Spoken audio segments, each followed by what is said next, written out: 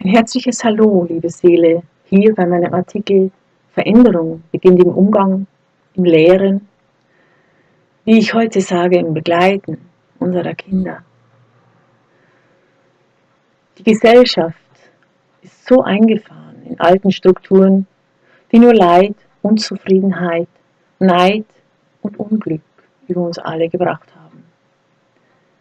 Diese Strukturen lassen sich nur durch konzentriertes Umdenken und konsequentes neues Handeln aufbrechen. Neue Wege dürfen eingeschlagen werden und diese werden zuerst im Umgang mit unseren Kindern und dann im Folgenden weltweite Wellen schlagen. Denn die alten Strukturen und Denkmuster der Gesellschaft lassen sich gerade und nur hier in der Erziehung unserer Kinder wirkungsvoll durchbrechen und durch neue Ansätze, neue Wege, neues, bewusstes Denken und Handeln dauerhaft manifestieren. Haben sich die alten, bisherigen Strukturen auf eben diese Weise so standhaft gehalten und in die Gemüter, in die Gene der Menschen eingebrannt, durch jahrhundertelange irrtümliche Erziehung, Konditionierung der Kinder vom ersten Tag ihres Lebens an. Die gesellschaftlichen Normen, die uns alle zu Sklaven gemacht haben, sind von Generation zu Generation sozusagen mit der Muttermilch weitergegeben worden. Genauso lassen sich nun die alten Normen und Verhaltensmechanismen der Angst durchbrechen und neue, wirkungsvolle Wege durch Menschlichkeit, durch Liebe beschreiten und auf Dauer manifestieren.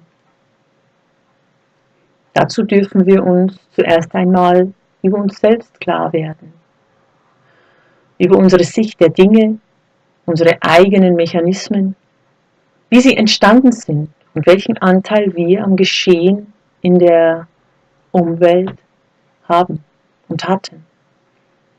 Darüber habe ich in meinen Artikeln schon mehrfach geschrieben. Wir dürfen uns über die Normen der Gesellschaft bewusst werden, denen wir uns unterworfen haben und denen wir auch bisher im Begriff waren, unsere Kinder zu unterwerfen. Inzwischen erkennen wir durchweg, dass diese Normen, deutlicher gesagt, unser nahezu uneingeschränktes Unterwerfen uns allen den Frieden, die Harmonie, das Glück und auch die Liebe gekostet hat.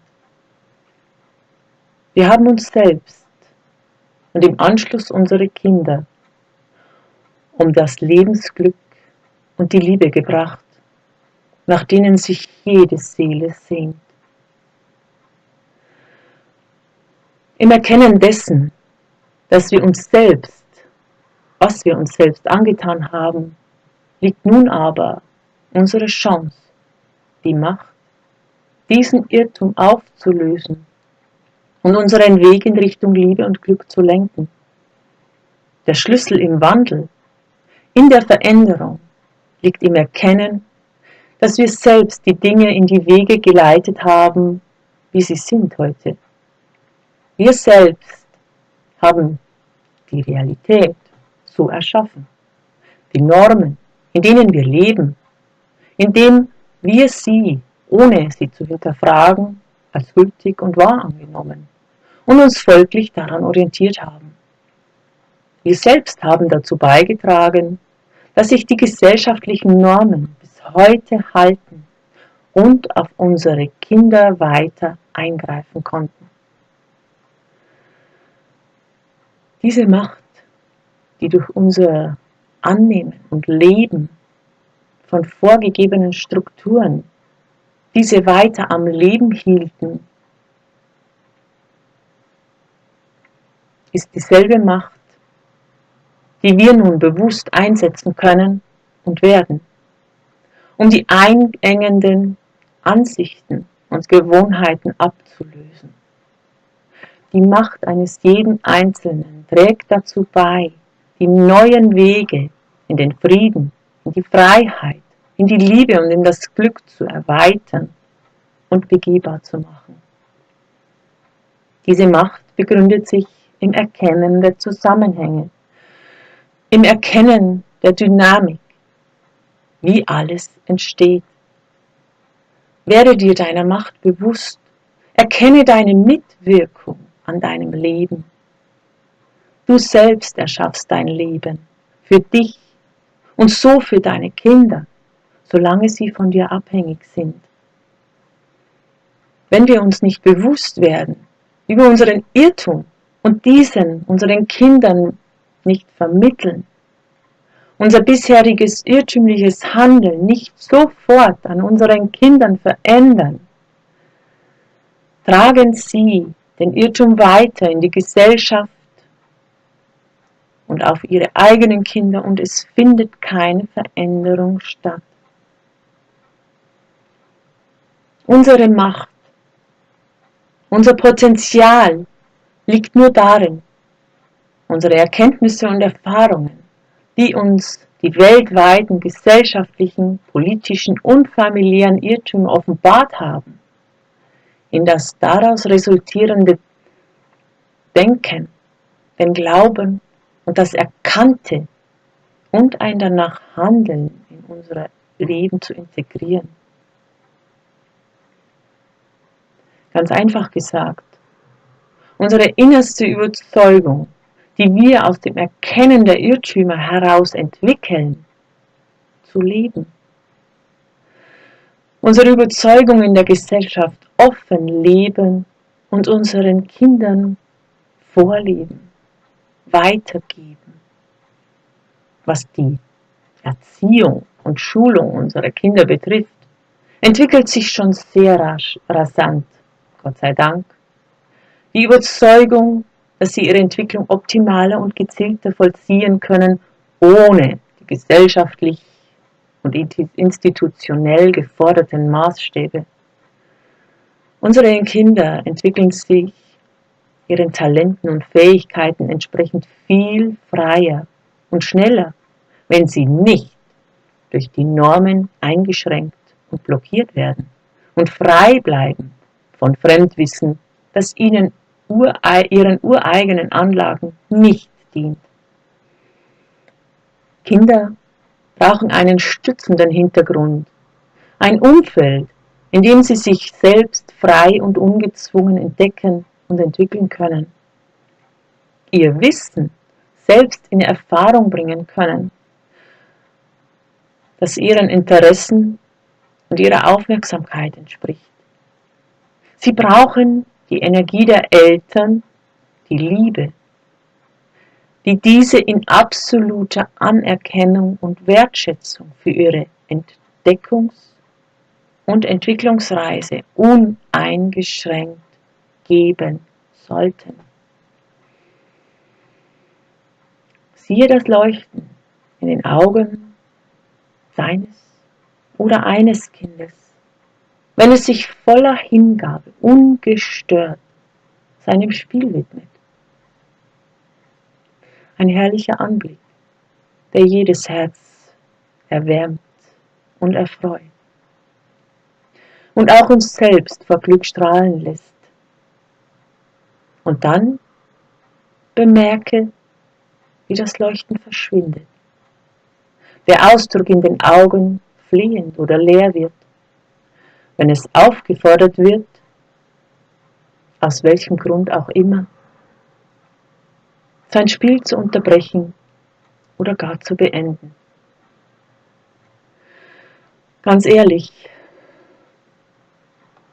gibt es einen einzigen wahrhaften Grund, solche Freude, Hingabe, Liebe, solch tief empfundenes Glück zu unterbrechen, zu brechen? Stellen wir uns diese Frage ganz tief in unserem Innersten. Mein Innerstes sagt entschieden Nein. Es gibt keinen, absolut keinen einzigen Grund. Ja, wir durften ebenso nicht frei und uneingeschränkt spielen, uns entdecken, wir selbst sein. Noch heute und eigentlich ja seit unserem Erwachsensein hierzulande mit Vollendeten des 18. Lebensjahres hätten wir dies uneingeschränkt nachholen können. Doch ja, wir haben nicht danach gefragt. Wir waren schon von Familie, Schule und Gesellschaft so geformt und genormt, dass wir keine Fragen danach gestellt haben. Doch auch das ist kein Grund, unsere Kinder einzuschränken, sie in dieselben Normen zu pressen und sie nach fremden oder unseren eigenen Ansichten zu formen. Es gibt keinen Grund, ein Kind zu formen, zu fordern oder auch nur führen zu müssen. Kinder wissen intuitiv, was sie zu ihrer eigenen Entwicklung brauchen und finden alles von ganz alleine heraus, wenn man sie lässt. Ganz im Gegenteil, es gibt jede Menge Gründe, unsere Kinder zu stützen und zu lieben, sie wertzuschätzen und ihnen in Freude bei ihrer Entdeckungsreise zuzusehen und ihnen dazu den Rücken frei zu halten. Das ist in meinen Augen die Aufgabe, die wir im Elternsein erkennen dürfen. Das ist die Verantwortung, die wir wählen, wenn wir Kinder in die Welt setzen wollen. Und nur so können unsere Kinder sich frei entfalten, ihr eigenes, ihr ureigenes, innewohnendes Potenzial entwickeln und erweitern. Und nur so steht uns und der ganzen Welt das Potenzial eines jeden Einzelnen für die Gesamtheit zur Verfügung. Das ist Evolution, das ist Entwicklung, das ist Fortschritt. So dürfen wir beginnen, unsere alten Muster, Gedanken und übernommenen Gewohnheiten abzulegen und unseren Kindern den Weg frei zu machen für ihre Zukunft, für ihren eigenen Weg in ein freies, uneingeschränktes, glückliches und zufriedenes Miteinander in Liebe und Frieden, wie wir es doch alle schon seit Ewigkeiten ersehnen. An uns ist es nun, den Grundstein für diesen Weg zu legen. Wenn jeder Einzelne die Steine seiner Erkenntnisse in diesen Weg, in diesen neuen Weg einbaut, entsteht sehr schnell ein breiter Pfad, auf den wir voran und unsere Kinder frei folgen können und ihn durch ihr eigenes, erfahrenes Wissen weiter ausbauen werden. Tragen wir unsere Steine zusammen und beginnen diesen neuen Weg. Jeder kann dazu beitragen. Jeder noch so kleine Stein ist wertvoll. Traut euch voller Mut für eure Kinder, eure Erfahrungen und Erkenntnisse in die Gesellschaft einzubringen. Stellt sie offen zur Verfügung, zeigt sie, damit sie in den neuen Weg ihren Platz finden. Das kollektive Bewusstsein der Gesellschaft verändert sich mit jeder mutig und öffentlich vertretenen Erkenntnis. Es ist bei Gott Zeit, unsere Kinder in Frieden und Freiheit, mit Liebe aufwachsen zu lassen.